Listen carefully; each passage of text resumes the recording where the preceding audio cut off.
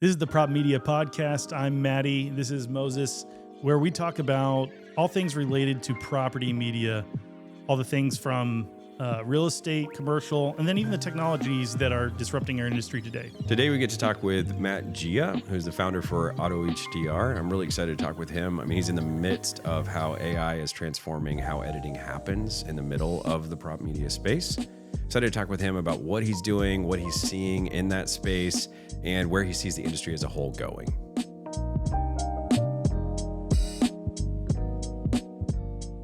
All right. Thanks, Matt.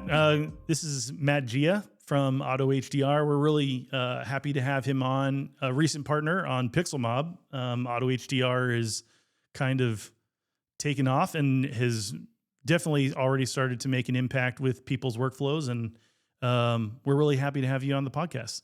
Yeah, thanks for having me. Excited to talk with you guys and hear about what you're working on, where you see the industry going. You've been on top of everything, so excited to chat. Yeah, likewise. So maybe if you could give everybody kind of like an intro to you in AutoHDR. Where did you get started? How did this all happen? We need the real DC Universe origin story of Matt Gia. None of this Marvel light and fluffy stuff. I need the grit. All right. I'm 23 right now, and when I was 17, I was super into making videos, shooting photos. Absolutely love that stuff. It's really the only thing I was good at. I was working in a mooring field, like hauling anchors, and I was pretty much like, all right, this sucks. I want to quit this job and do something where I can make a little bit more money. And so there was, so I'm from Nantucket, Massachusetts. There were some, high-end houses for sale, and I had a family friend who was a real estate broker. And I was like, hey, can I just take photos of your listing, see what I can do? And that was the first property I shot photos of. They were atrocious. How old were you when you were doing this? So I was 17. It was probably a 20 millimeter lens. We're looking at like crooked single bracket photos, no window masking, super zoomed in, probably the worst photos on Zillow. That's pretty gritty. All of Nantucket at the time. But that was how I got started. And, I got into it and I'm like, well, real estate's actually a pretty good niche for making money as a creative because it's repeatable. You can kind of systemize it. You can do video too, drone. I feel like that's kind of similar to how a lot of people get into it. So that's what I dove all into, started doing the videos and started hiring, training people, hiring and working with editors overseas, building out a team. And that's how I got into real estate media. That business, it's called Luxury Vision, still runs. We're in four markets today. I'm not involved in the day-to-day. I've hired someone to manage and operate it. But I love real estate media. I love looking at cool houses, love shooting photos, looking at great edits, looking at great video edits.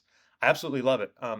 But I was running that, building that throughout college. In college, I was studying machine learning, programming, really obsessed with that, deep learning, which is like AI. And so about 1 year ago, September actually of last year, 1 year ago, I decided to really just go all in on trying to train a model that could map the input photos to the output photos, right? Like edit HDR images. And that's when I hired someone else to run my photography business. And I've just been at it since. I think we had an MVP by November and then launched in March with something that was editing at probably a 80% hit rate. And then we just iterate and iterate and iterate. And, here we are today. And we've just grown since there. And we'll just continue to do the same thing. It's pretty impressive. Not even a year old. Well, or right at a year old. Yeah, right at a year old since like conception of the idea and going full time on it. But we launched in March. So yeah, not a year live yet. Yeah, it's clear even in that period of time. I think a lot of people are already seeing AI in the broad sense, like it's trickling into everyone's world. I mean, it's kind of like a automation conceptually. If you can automate something that has been a technically difficult or very manual process, it takes a long time. There's possibilities for automation to actually do things that we thought were impossible before. So we're seeing this happen now. You've kind of really broke the ice in a lot of ways. What kind of drew you to this problem specifically? So yeah, that's a good question. So I'd been studying deep learning, and I knew that this was definitely a solvable problem. I didn't really know what A to B looked like, but I knew it was a solvable problem. And just because I have a real estate photography business and I know a lot of people in the space who have them, and none of us were using AI editing for all of our photography, I know that nobody had solved it well. And that's a big market opportunity, right? Because if someone had done a good job solving it, we would all be for sure using it because it's faster, it has the opportunity to be cheaper, and potentially more consistent. And so there were some companies trying to solve it at the time that I looked into, but realistically, nothing was fully there where it was at replacement level. And so that's what gave me the confidence and conviction. And also, I just feel like anything that you're persistent at and you believe you can do, you can eventually achieve and get a good outcome. So uh, that was ultimately the philosophy behind it. I also feel like so it's something I love doing is looking at real estate images. And when you're doing machine learning projects, a lot of it is science and some of it is art. What I mean by that is there's a lot of stuff where you can read it and read the technique behind things in a research paper, but you just have to run experiments an absurd amount of times over and over and over, see what results you get, tweak things, and empirically look at the new results you're getting. And the whole part of that is like you have to see the results. Did I get good results? And if you don't have an eye for real estate photography, you don't know if it's good or bad. Did it fix the color cast on that one? Is the tilt correction better on that one? Is the window masking better? So I'm like, I am uniquely positioned to do this because I have the ML skill set to iterate, but I also know what a good photo looks like. So, and it's also this niche little market where it's really worth my time to dive into because there's a big opportunity for disruption. And it's not like I'm competing against OpenAI trying to create general intelligence. It's this nice little niche thing. So, Yeah. Yeah. Really interesting. Well, let's dive into like the actual product. So there's naysayers and there's apostles for automated HDR editing, right? Give us your take on where you see AI excelling, and where do you still see human editors having some measure of advantage? yeah, it's a good question. So I've seen it be there's a spectrum of what percent of businesses can use AI at any given point in time. And I would say when we launched the product in March, that was a very small percentage, 5% that could realistically use it for all their shoots. The thing is, like you guys know, if you just hold on to a product and iterate on it forever, you're going to be building the wrong thing. So you got to get it live, get feedback. And so the earliest businesses that we were working with were actually like really big teams, but they had really strong quality control teams and in-house editors. So it was like they'd run everything through the AI, get it back. Every image pretty much needed some sort of small tweak, but it was still much faster. They could get the photos out in 2 hours, and it was overall cheaper, and it was a competitive advantage for them. But that was like 5% of the market. And then the next month, maybe we're at 15% of the market because it required less manual work and touch ups. And then the next month, it grows and it grows.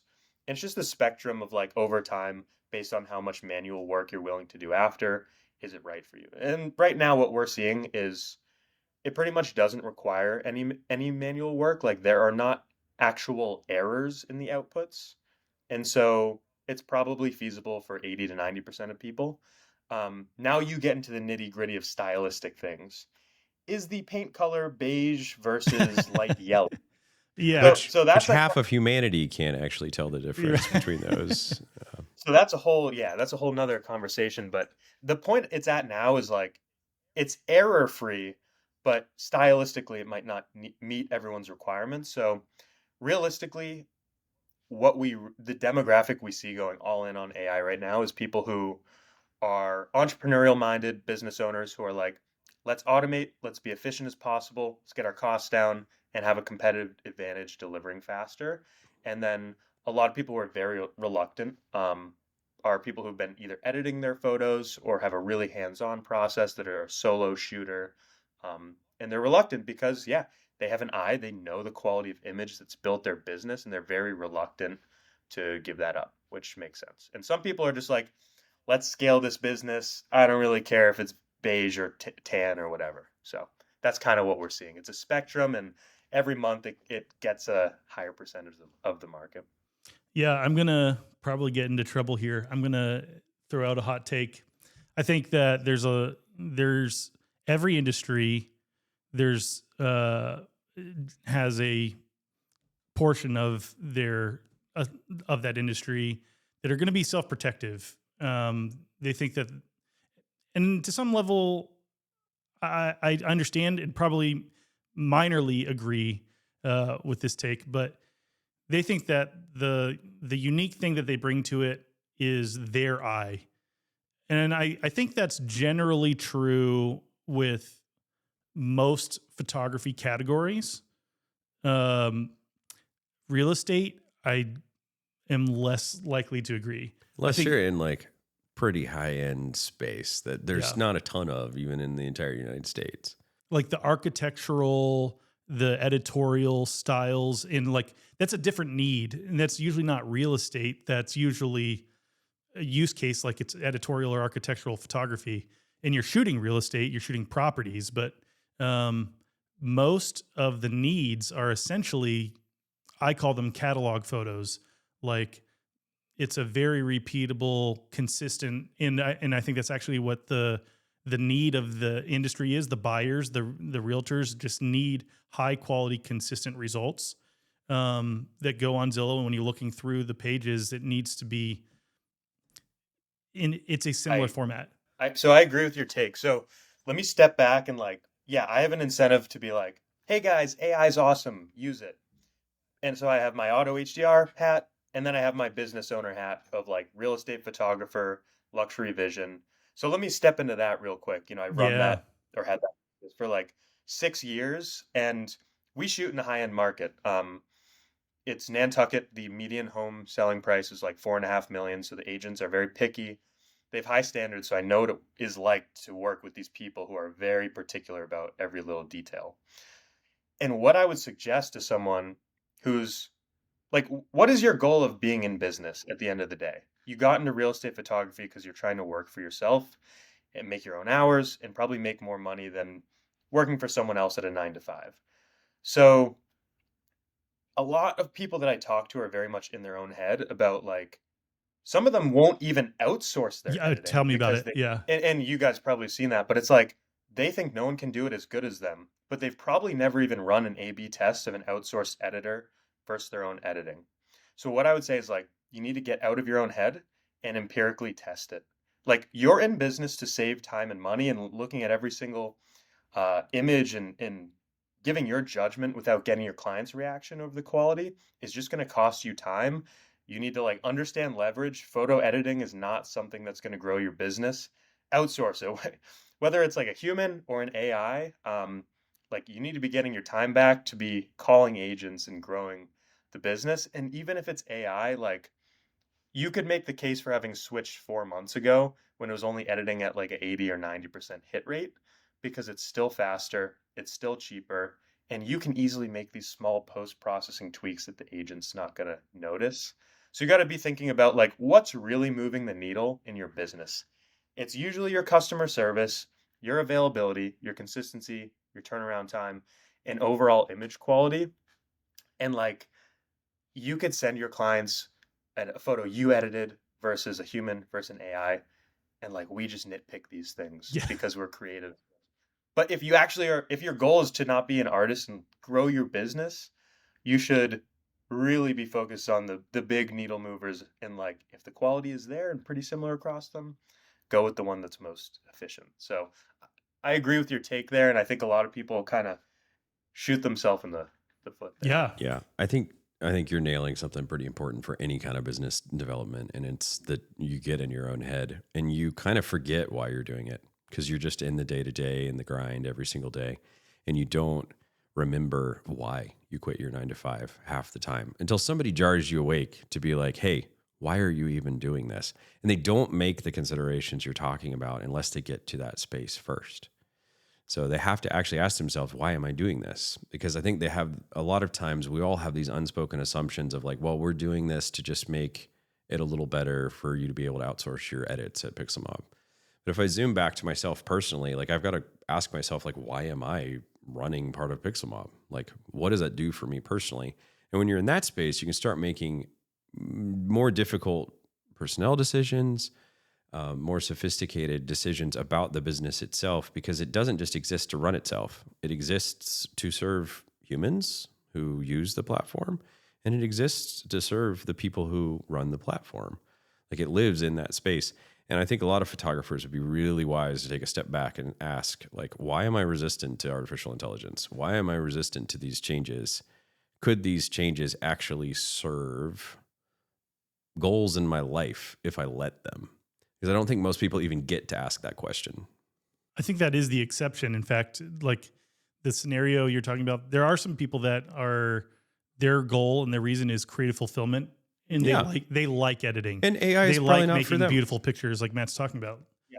And that's a different category, and I leave room for that, absolutely. And if that's their goal, like that's why they run their business, because they're like, hey, I want to invent a new style that is going to have my name on it. I'm the Even next if it's Ken not. Burn. Even if it's not, if it's Like that's a reason to do it. maybe it's not even that far. Maybe it's just I like the technical part of doing it. Like I like to watercolor because I like to watercolor, and it's not because it's better than someone else's watercolor or it's the best way to create watercolor Or paintings. ChatGPT's version of converting my photo into a watercolor. Yeah, right, exactly. It's just I like the technical process of doing it, or the creative fulfillment. You got to ask yourself, like, what is my goal? Is it that I love doing this and shooting and editing every single photo and being hands-on? Or am I just trying to like scale a business to make money? Yeah. And either one is fine. You just got to be honest, right? And I'll tell you the correlation, because I've talked to many of the biggest real estate photography business owners in the country. I've talked to people just getting started. I've talked to people who've been doing it 20 years who have maybe a lot smaller business than you would expect at that point. I've talked to people who are doing it 3 years who are doing millions in revenue. And I can tell you the correlation between the people who have scaled the fastest are they don't overthink things that much. And they see how they can make new technology work for them instead of finding every possible objection. They're forward thinking. Yep. The people who have not grown that much are generally finding issues with everything. So yeah, that's what totally I agree. Let me ask you an analysis question that's off book here. Where do you see, so like PixlMob in our world, like we're partnered together with AutoHDR. You can order AutoHDR through the platform, all that fun stuff that we launched a month ago. Where would you love to see us move and develop in partnership with that kind of usage? Like what would be things that would actually help people on our platform get all the way to done, convince themselves that they can use a model? Like what would that look like for that interaction of human editors and automated HDR editing look like in your mind that would be like the next phase? When I think about my experience, if I go to PixlMob as a user, right? Again, photography business owner hat on. I'm going and I'm probably found your guys' platform because you have really good SEO and I needed edits quickly. So like probably there was a typhoon or something, my editor's MIA, and I'm Googling like, okay, best real estate photo editing platform. I think you guys show up because you're like massive platform. And then I'm looking at all these options. It's great marketplace. We can see like candid reviews, ratings, samples, portfolio work. And the way that AI should come into that is like, I need stuff now, which is a huge thing with brokers breathing down our neck. So, what would be beautiful for me, just thinking from a business owner perspective, I need a variety of things. Maybe I need a shoot edited, which you guys have. You have AI, HDR in the platform. But things like twilights in a variety of styles, grass screening, virtual staging, right? And being able to preview that and know, like I would say, as a piece of feedback, and this happens for every single editor, you see their portfolio and it's not the results that you get, right? Happens. Generally, they're gonna even like it would be smart for us to do You that, put your right? best foot forward in a portfolio. Everybody does. What could be cool is seeing live edits from the AI in real time. Maybe if someone's opt in, hey, you can share these live. So I can actually see the kind of quality I'm getting. And then I can upload things real time and I can get absolutely any need that I want. So I mean, that would be cool. It would be cool having it all in one place. But also, um, like, and this comes with kind of the editor displacement question. You guys have a lot of talent on your platform that has the creative eye for photo editing, but is going to be displaced in the next year. I would say, like we were talking about, there's some people who are always going to be resistant to AI.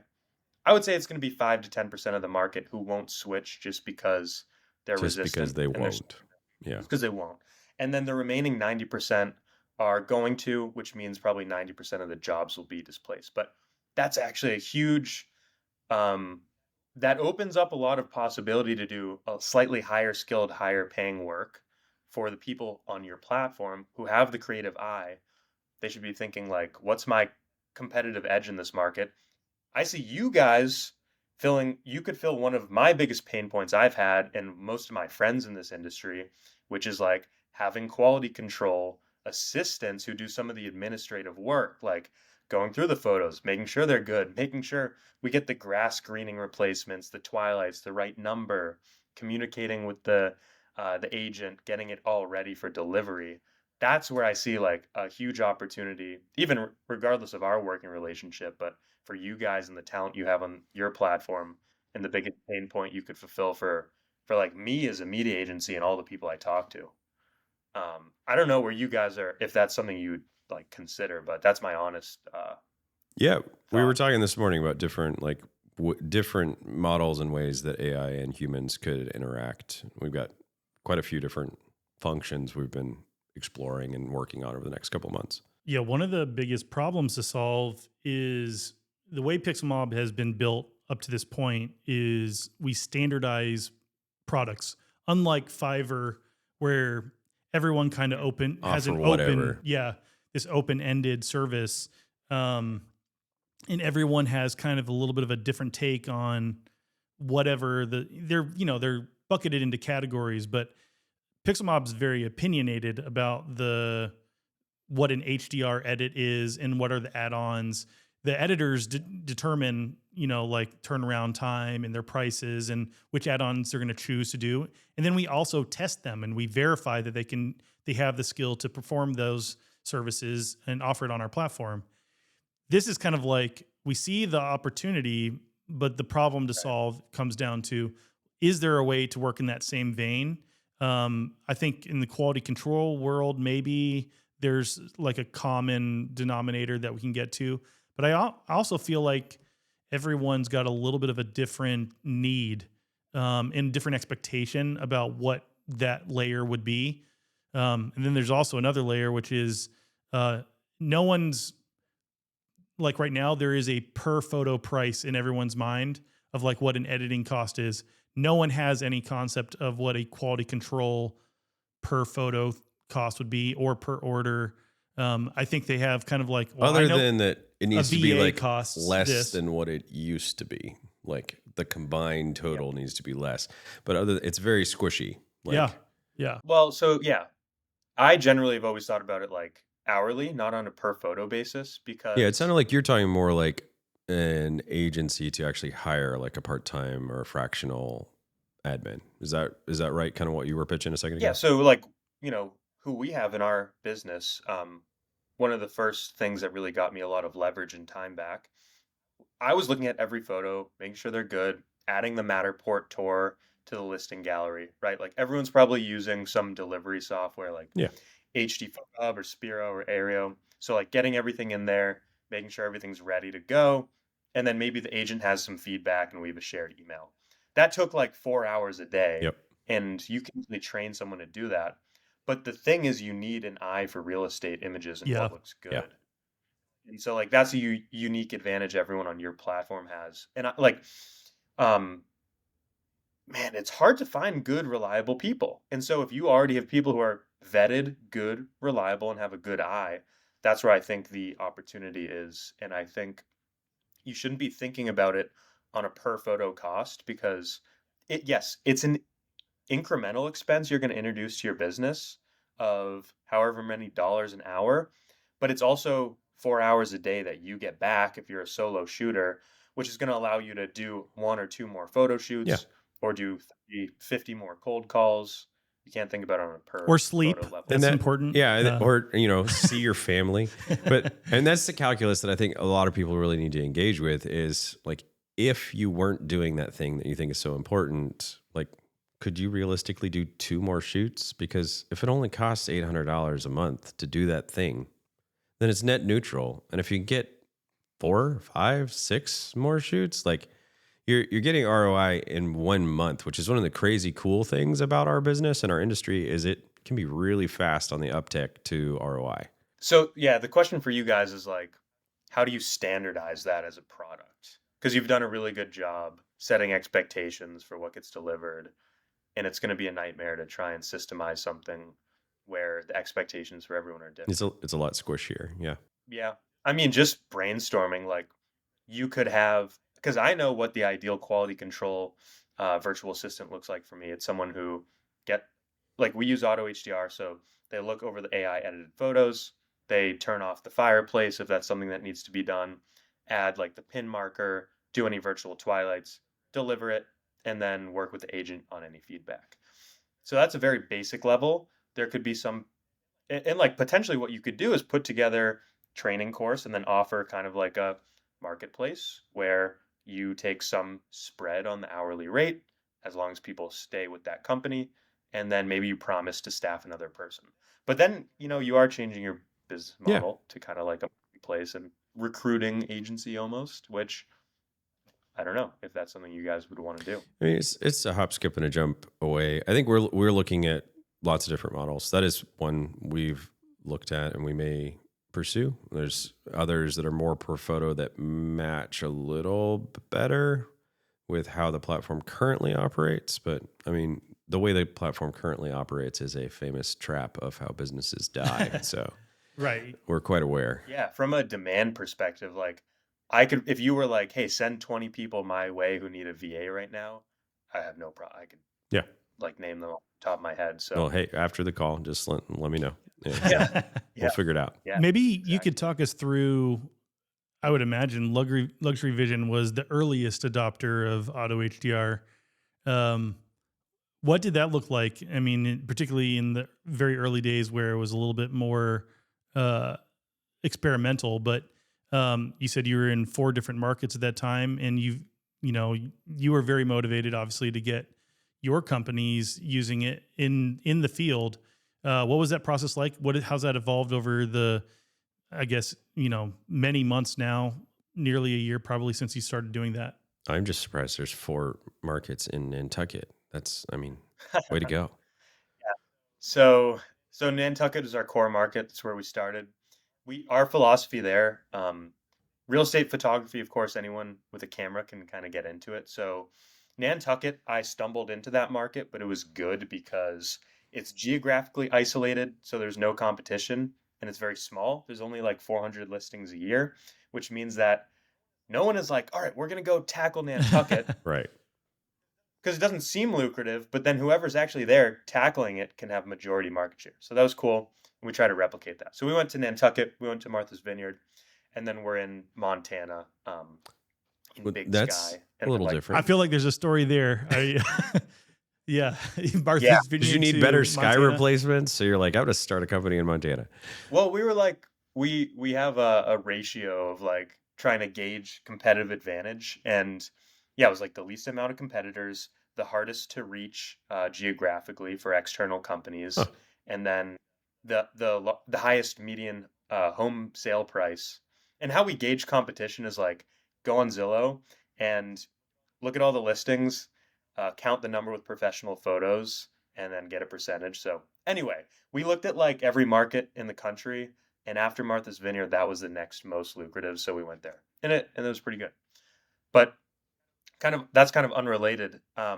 Yeah, we started using it. So I actually didn't, because I have a business partner, right? And he has control and say as well. And so I said, I don't want to just force this upon you guys and the team and the clients until it's objectively meeting our standards and can be good.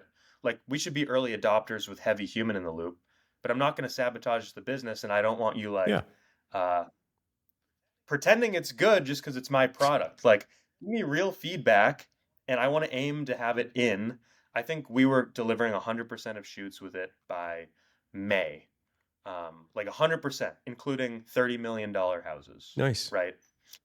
And we were actually not the earliest adopter because objectively they were like, no, we're shooting too high end of houses for some of these to be going through the platform. Something we struggled really a lot on early on was window pulls, and we have a lot of these really intricate Yeah. windows, and so we weren't.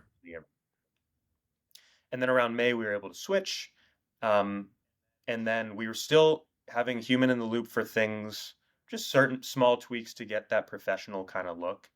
And then last month, pretty much the human in the loop died out of our process because of the model improvements. But in terms of, yeah, feedback and developing it, it was, yeah, working with my team, but also just early users from across different geographies because the AI is going to struggle with certain things like mountains or like we have ocean, but people in different geographies have different issues because of lighting, paint color, architecture differences. So it's very important to get feedback from hundreds of people in different locations and then iteratively go from there. Does that answer your Yeah, question? absolutely. Yeah. Yeah. But I always want my team to be objective and be like, don't just tell me it's a good product because it's Totally right. mine. I want to use it because it's good, and like, don't switch until it's actually good, right? It's a good So philosophy. Yeah. I think it might be interesting to some people who tune in to this about just whatever you want or are willing to share about like how you actually do this, like the basics for a seventh grader of what is happening in Auto HDR that's taking the raw and spitting out what is a pretty usable image for most people. I think a lot of people are scared to use AI because I don't want my photos to all of a sudden have a corner that wasn't there, like hallucinate views out the windows that don't exist or alter things that are not reality. So anything that you could kind of share that sure. explains kind of at least the how this happens, what happens on when it's a black box for a lot of people. Yeah, good question. So, and I think a lot of people have definitely used like ChatGPT or Gemini or Grok, where you can throw in an image and be like, "Hey, put me in a ballerina Yeah. costume," something like that. So those are like the most popular image editing models. Those are called diffusion models. Basically, what happens, they take your image, they add a bunch of random noise, and the model is trained to remove that noise and guess the most realistic thing that should be there, given the words that you gave it. So it's very generative, where its job is to hallucinate. It should add things. It should um, add realistic looking things that are coherent with the prompt you gave it. And it's really good at that and really impressive at doing that as well. And so those are diffusion models. Of course, with real estate, we don't want to be inventing certain things.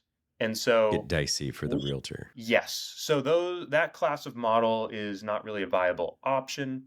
And so you need a custom architecture where so those are basically trained on they take in text, they take an input image, they take an output image that is the edited version, and then they learn how to edit across millions of training examples. Very impressive. For real estate or AI tasks like that where you need to adhere to the original image, it needs to be a type of model architecture. It needs to be custom trained where any input pixel, so basically when you have a photo, it's just a matrix of pixels, red, green, blue, three channels. You're mapping it to some output. And so it needs to maintain the data and just slightly modify it to modify brightness, contrast, saturation. It needs to know roughly where the window region is so it can make those ones darker. And it needs to know what shadows like are to make those brighter, but it can't fundamentally change anything about the image because we need to adhere to the It's a original. hard problem. Yeah. Change everything, but only But so nothing. much. Yeah. Yeah. Yeah. Change everything, but nothing. Exactly. Yeah, exactly. And so that's why it's kind of like you'd look at some of the maybe a year ago before AI editing was more popular, you probably look at some of these AI models where you could put yourself, like I was saying, in a ballerina costume, be like, that's insane. That's so Did you good. do How do that we a not lot, have? Matt? You've mentioned that several times. Yes, yes, exactly. Um, but you look at that and be like, that's insane. That's so good. How do we not have it for real estate?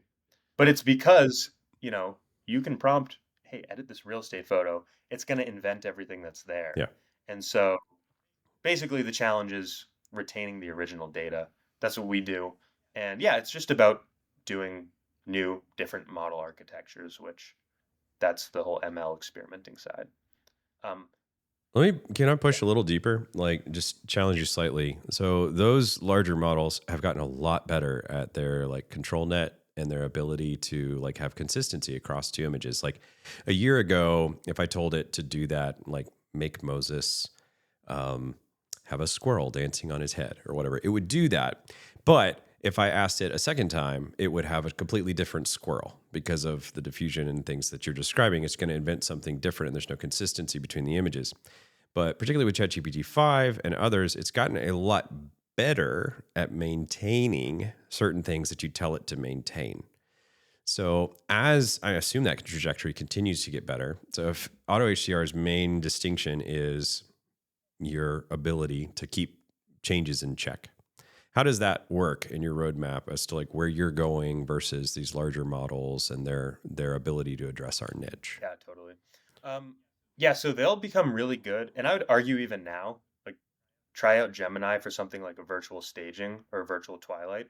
They're like really good at retaining original details, like you said, even without a control net, um, like which is an edge map or a depth Yeah. map. They don't really need that, and it's exceptionally good. So it's very good at those things because they've been trained on what sunsets look like and different styles of furniture. And so I would argue that basically any virtual staging company right now has zero competitive edge. There's no moat to having done that except for the output resolution.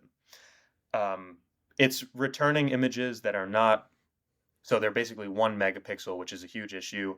For most realtors, that's going to be undeliverable. It's going to lack details. So unless you're a virtual staging company that has trained higher resolution, like 4K models, you don't really have an edge. For us in particular, though, for like the actual task of real estate photo editing, um, it knows what furniture looks like. It knows what twilights look like.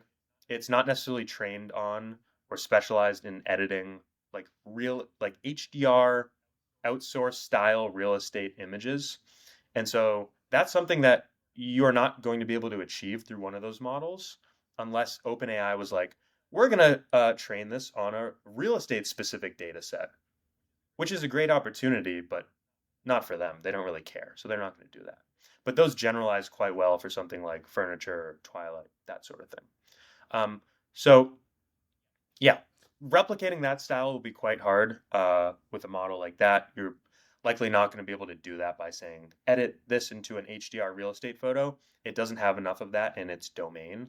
But for something like staging, it's good with the exception of output resolution, which again, um, computationally, that's going to be very challenging for them to have Gemini doing 4K images because of the compute requirements. So I think it might be helpful for us to kind of talk through the current state and limitations. I think it's easy. So I'm going to ask you to put on a critical hat here, which might be a little bit hard. So sorry to put you on the spot, Sure. but I've got some critiques. I'm kind of curious how you're thinking about this and other people that are working on these problems. What are the problems that are still outstanding? So I've got one to kind of kick us off. I think that there's a problem right now with within the real estate model spectrum with consistency within a listing. So virtual staging is actually like a really good example. I think maybe one of the competitive edges that potentially a virtual staging company has is that if I've got two angles of the same living room and I want the same furniture to stay consistently laid out Yeah. in that room, that is an advantage. And I actually think this is a big problem to solve, and why I think there is a little bit of a lifespan still with the current techniques for virtual staging. If you need a single photo, I think you're right. It But if looks you need more realistic. 3 different shots of an open space, one from the Anything kitchen, more than one. one from the Yeah. that is Completely. still challenging for. And it's not just virtual staging. I think that you guys probably have a similar thing where the wall looks perfect in this photo. I go to the next Yes. photo of the exact same living room and it looks off, or the color of the couch is a little bit different. It changed. It changed from grayish to divine white. And you're like, what the heck? So I think that's a problem that it's a solvable problem, but I feel like that is a current thing that, and I don't think it's a dramatically like it's unusable problem, but I see that as a opportunity for improvement. What are some of the other things that you guys have on your plate that you're seeing as room for improvement, solution problems that need solving? Well, first of all, couldn't agree more. When you started asking that, the first thing that came to mind was consistency. Because when the images go into a model right now for everyone, every image is mutually That's right. Yeah. exclusive of every other. And so, and we've even we have done specific data labeling tasks. We have people look at a photo, look at one photo, like look at a mid. All right, so you have all three brackets. You have dark, mid, and bright, and you have the output photo, and you have to tell me whether these corresponding images have the accurate paint color adhering to the original. Which and you look original? Like, so you have all three input brackets as your basis for making that yeah. choice. So you can look at the more exposed one, and when you're looking at one photo, it is in 75% of cases impossible to tell, is this a white wall? Is this a beige wall with natural lighting that's making it look white? Is it a white wall with artificial yellow light creating a yellow color Yeah. cast? It's almost impossible to tell. And then your probability of guessing correctly goes up in order of magnitude when you have a second angle for a reference with the light coming at a different angle. So right now, every photo is being edited mutually exclusive, and then a big opportunity for consistency to have beige on every shot instead of white and then beige and then light yellow is sort of it's a solvable problem, but it's probably the biggest inconsistency.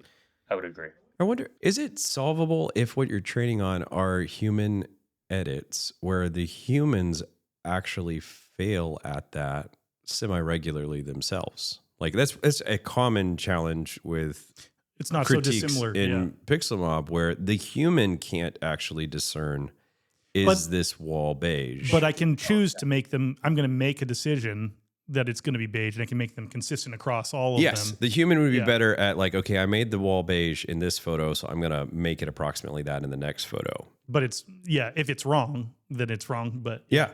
I only have ever come across one photographer. I talked with one high-end photographer, and they actually did they took a color, like they had a director's little, what is that thing called where you slap the thing color down? swatches. Yeah, they had like a particular Pantones that they would hold up in every single shot, and they would take a fourth bracket essentially of those as a reference and then supply those. And that's the only solution, as ungainly as that is, that I've ever heard that actually addresses like, I will know what that light is hitting that wall. Yeah. And real quick, if this is where you're at as a photography business owner, I'd step back and say, stop overthinking it. That's fair. Re-listen to the beginning of this podcast. So that being said, we care about, delivering the most exceptional product possible for everyone. So we're going to solve these challenges, but from a business owner perspective, just stop and move on. But yes, in terms of tackling that, it's a great question because an editor might be like, I've decided it's beige. I'm going to make it consistently beige. And they might be under a timeline from you, the client, or their manager. They're like, just get it done quickly. They're like, all right, I'm going with this. And so I'll be honest, like a big problem we had originally was we needed a massive data set. We needed to get it done quickly. And our biggest problem was window masking. So we were looking at windows in this training data set. And we're like, all right, awesome. The windows look fantastic. And something we overlooked was in the rush getting it out, a lot of the light colors where it was not a color cast, but a light yellow or beige were being turned white for the sake of getting it done quickly. And then we trained on that and we had a model that learned to whitewash and bleach out some of these colors. And so for a month, that was a huge problem for us. And then, like I said, we then had to undergo a massive data labeling project, which actually made us come out with a much stronger product on the other side, but really deeply look at every individual wall color and look at the output. And if it is not identical in hex color, we're throwing it out of the data set. And so yeah, you need your training data to be perfect, or else the model will effectively learn to make those mistakes. So exactly like you mentioned. And then the next step is, yeah, how do we get global consistency across a photo shoot? This has been a great conversation. I think it would be amiss to kind of leave the conversation without talking about kind of the future. But we've quickly filled 45 minutes. If you could give us kind of your projections, where do you think the real estate media industry goes, and what does it look like 5 years from now? hmm Um, You won't even be 30 yet, and When yeah. Matt Gia is 28, what is the prop media industry going to look like? so I think in the next 18 months, like the full percent of the addressable market who will be open to using AI editing will be using it for sure. Realistically, sooner, just a question of like if it gets in front of all of them. It's going to be editing at 100% hit rate for sure. I wouldn't think so much about like what is AI editing going to look like? It's very clear that that's going to be Feel the free, industry. think bigger than that. Like, what does the industry Yeah. look like? Yeah, I would say like the industry standard is very quickly going to be AI editing for photos. I think within 2 years, basic real estate videos can be done completely with AI as well. The more artistic ones will not. And so that can be fully automated as well. I would be more thinking about like what is the mechanism of shooting. So right now there's a lot of people who are shooting in a certain way just because that's the standard. That's what all the YouTube videos are. That's what the realtor expects you to show up on site Yeah. with a tripod and a DSLR camera, and you shoot raw because that's how you've always been doing it, and that's, the industry standard. Currently, you do not need to use a tripod. We shoot handheld 100% of our shoots. We have clients that shoot handheld. We've trained the AI specifically to align shaky input brackets and blend them accurately. Interesting. A, we've trained the AI in a way where you don't need RAW. We can get all the exposure JPEG data from just JPEGs. So that's also not needed. There's zero quality difference if you want to A/B test it. And so, get over those preconceived notions. But then you introduce the idea of like, well, if we're shooting handheld and we're shooting JPEG, what's the difference between my DSLR and my iPhone? And right now, it's pretty much nothing. You can even capture RAW on an iPhone. Um, so I think aside from the perception of the agent, if you were to show up on site with an iPhone, media companies will have the ability to and should adopt shooting on iPhone if they have a way to capture bracketed shots because they're going to be more efficient. You can shoot faster, you can hire and train people faster, and I see no reason to carry around a bulky DSLR that goes outdated. You need an SD card. And I think that we'll have the capacity to, and many of the innovative real estate media companies will be shooting from their iPhone with a wide angle lens, sending it to an AI uh, editing platform really within the next 2 years. There will be no reason not to. From a quality perspective, it'll be indistinguishable. All right. So that begs a follow up of, so how does the real estate photographer in that world remain competitive to your mind? Yeah. So then you probably hear that and are like, well, if I can do it and I show up on site, why is the listing agent not just going to do it themselves? I can see that Facebook thread very vividly in front of me. Exactly. And it's the same like kind of case study as QB Casa, Yeah. right? At my real estate media company, we get paid I think like $250 to do a floor plan that takes us 90 seconds. QB Casa, great technology. We take a video, it takes about 90 seconds to do a 360. We charge $250. The agents never do it themselves because they don't know how to do it. They don't want to be tasked with gathering all the media, putting it together, making it look nice. The agents who already were doing their own floor plans use QB Casa because it was easier. Hmm. Same thing with real estate photography. The agents who are already doing these crappy iPhone photos are going to do it better with whatever technology comes out. The ones who have been using a photographer are not going to start shooting their own photos because even if you have an iPhone, you got to know I don't shoot from eye level, I shoot from around here. I got to know composition. Am I tilting it up or down? I got to package everything up to look nice, and they get leverage like for their business, they're not going to spend an hour shooting a house. They're going to outsource it. Yeah. And if you can do it faster and more available, because you have more talent, because they don't all need a DSLR, then you're just more competitive. So realistically, like I don't see agents shooting all their own photos unless they already have been. I think if you're a photographer, you just got to adapt to the tools and grow your business because it's going to be easier. Cool. I think it's some solid wisdom there, Matt. Would you guys agree with that, or do you think that there would be any reason why they would adopt just shooting themselves, like shooting on iPhone from their phone, shooting all their own photos? No, I do not think that the average realtor will move towards shooting itself. Wow. I don't know where I was going there. Shooting their own listings with an iPhone for similar reasons. I think there's some more complexity to that. Maybe we could go into another conversation. I think we should totally do this again. But I think fundamentally, I think you're on the right track that the realtor, or at least the productive realtors, learn the same thing that everybody who reads eMyth learns, that you start outsourcing the things that other people can do. And since photography is a really easy one of those and a huge stack of things that have to get done in a real estate transaction, I think its ascendancy that began 15, 20 years ago of being a really starting to be a common outsourcing thing, I don't think that will stop. Just because it can be outsourced, the real estate industry is trained by so many coaches and platforms outsource everything. And so I think there's a lot of internal industry pressure to do that even if, I'm not sure I totally agree that most people will do it on iPhones. I think there's a lot of pressure and those optics actually matter. I don't know if I'm quite as bullish that anybody will ever get over that human need to be different and feel professional. But you could be right. But either way, I think somebody else will do it rather than the typical realtor doing it themselves. I do think the skill level and the technological boundaries are going to be removed. And so there's going to be a lot of bleed over. And so whether the person that realtor might still outsource it, but it may not be to a professional photographer. Yeah, it might be a much lower skill individual than they have to be currently. Yeah, that can go into the house and capture that information.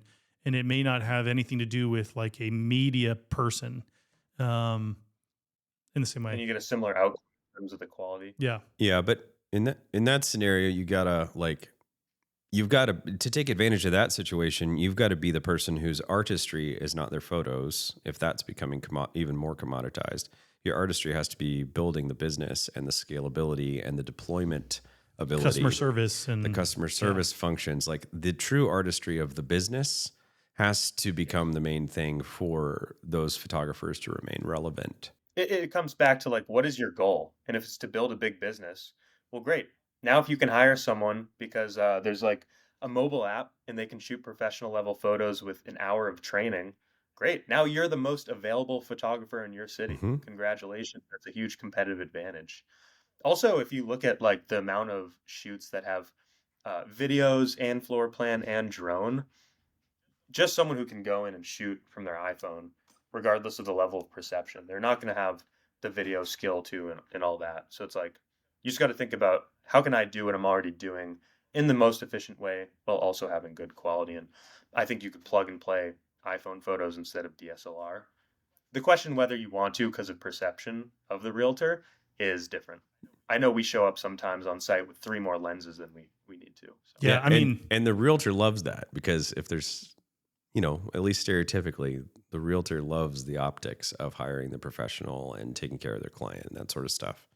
So anyway, It'll be interesting to see how it shakes out over the next 5 years. But I do think there'll be a shift in that direction of commoditization, the skill of scale, rather than the skill of the shoot. What is the one thing you guys are most excited about for AI on your platform in the next 5 years? And what do you think PixlMob looks like in 5 to 10 years? Let me ask you that. Oh gosh. All right. He's turning it around. I like this guy. We should definitely have him back. We see tons of stuff. We see PixlMob leaning into its evolution.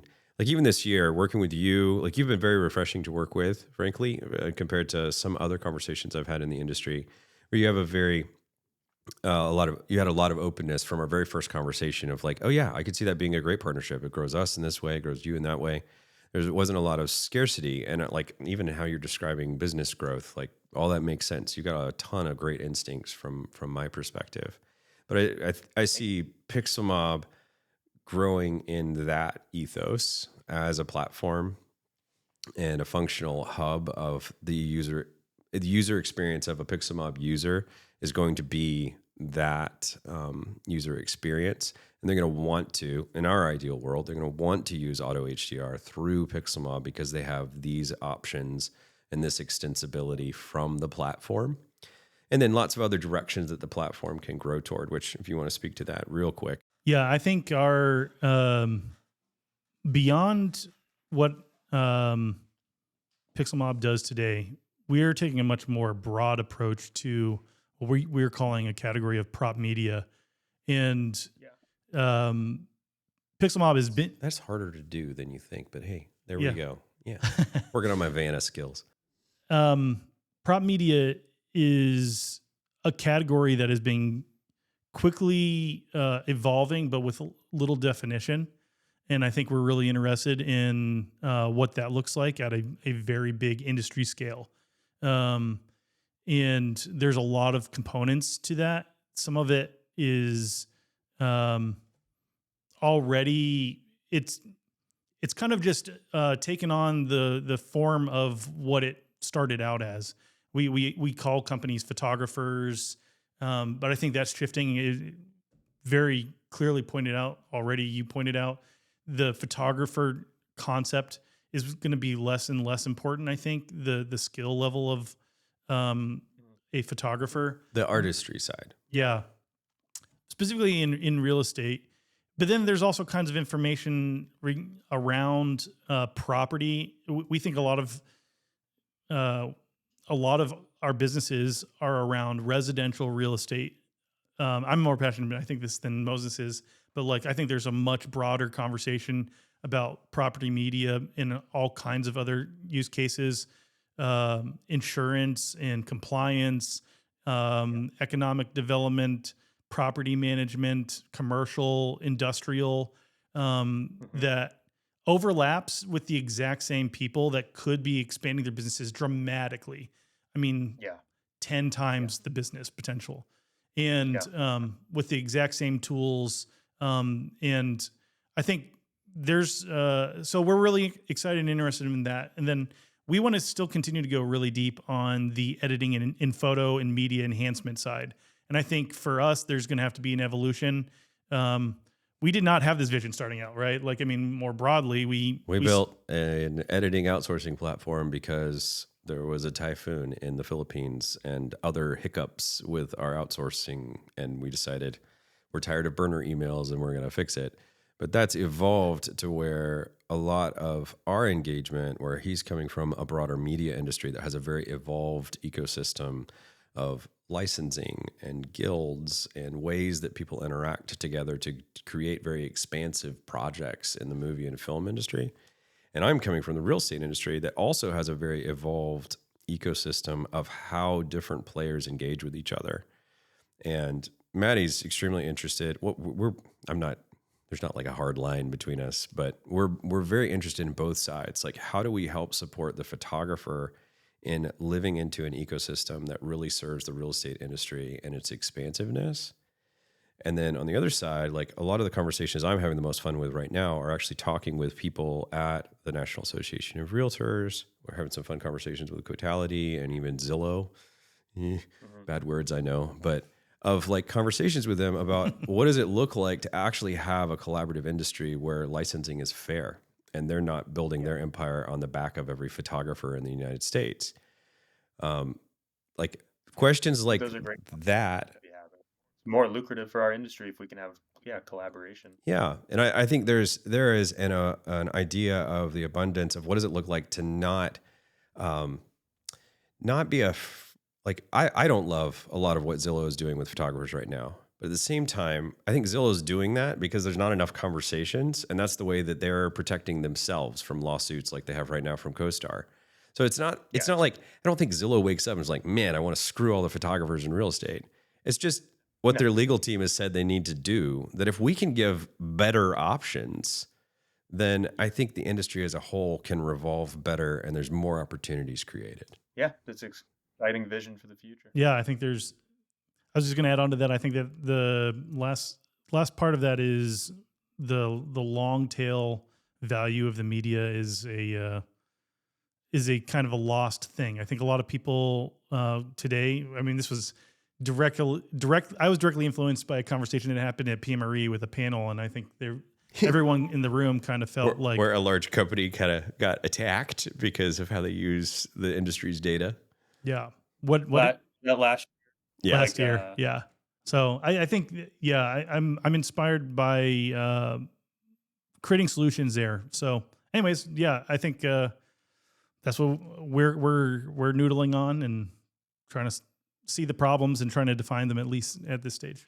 Awesome. Well, Matt, let's call it for today. But seriously, we should do this again sometime. Love hearing some of your thoughts, where the industry's going, what you guys are building, how it's serving the industry.